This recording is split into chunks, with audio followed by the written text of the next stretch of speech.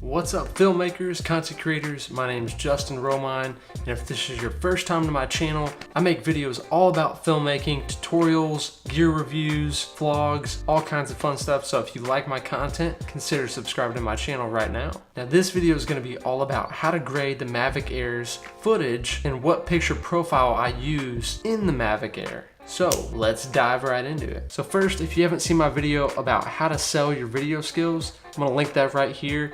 I'm using the footage that I shot from the drone in this tutorial today. It was like some spec work that I did, and I'm basically gonna try to use it to get more apartment virtual tour clients. All right, so first off, I have the drone footage already imported into my Premiere Pro project. First thing I do before I get into color grading, and pro tip right here, I always save color grading for last, mainly because I edit on a laptop, and if I throw a color grade on there on the adjustment layer, it's gonna take a lot more computer speed to actually render those files. So therefore, I throw the adjustment layer on last and then color grade all the footage as one of my final steps before I export. All right, so first you go in, you interpret this footage. You want to interpret it as what your timeline is, which is 23.976, boom. And then for the sake of this tutorial, I am just going to drag and drop these files on here. So there's the first clip right there. And I shot this in anywhere from 60 frames to 30 frames per second. And now I'm interpreting that as 24 frames a second in post-production.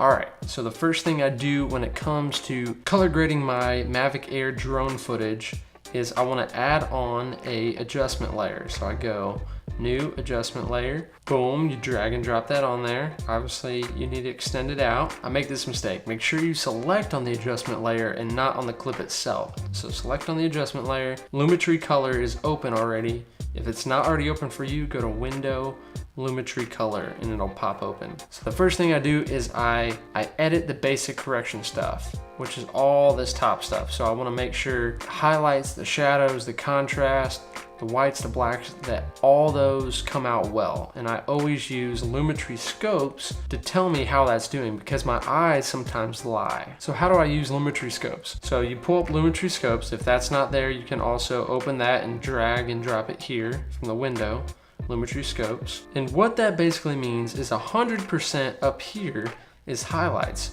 0 is shadows.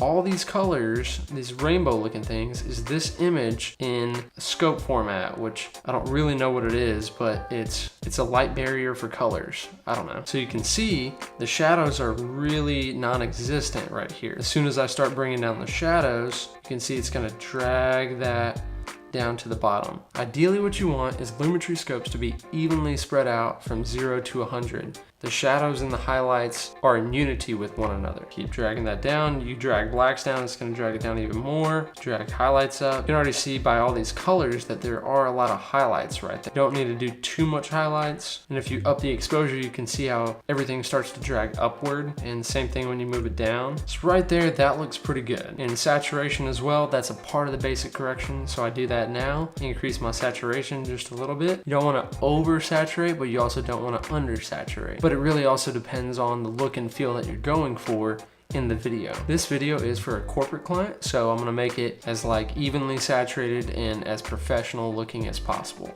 So stop, look, just right there, just the basic correction without doing any other grading. Look at the difference. It goes from that to that. That is crazy. Now in the drone, what I do film in is the cine-like profile. It's like D-cine-like or something like that. And I leave all the other settings as is, and I do shoot manual. All right, so my next step, I am gonna adjust the temperature a little bit. I want this to be a little bit warmer. So I'm gonna bring the temperature up a little bit. And with that, sometimes I don't like it to be like too green, so I'm gonna bring up the magenta a little bit. That looks good right there. Now what I'm gonna do now is I'm gonna hop down to the hue saturation curves. What I want to do is I wanna bring out the sky a little more. So I'm gonna select the blues and I'm gonna drag this out. It was kind of at sunset, so there might not be too many blues, but if there ever is, then it's gonna pop up really nicely. So my next step when it comes to color grading my Mavic Air footage is I go down to the color wheels. And for this type of scene, for this type of video, I am gonna bring a little more blue in the shadows and a little more orange and red in the highlights and midtones. So watch what this does. I'm gonna bring the blue down just a little bit. So you can already see it makes it a little bit cooler there. The highlights, I'm gonna make a little more like red.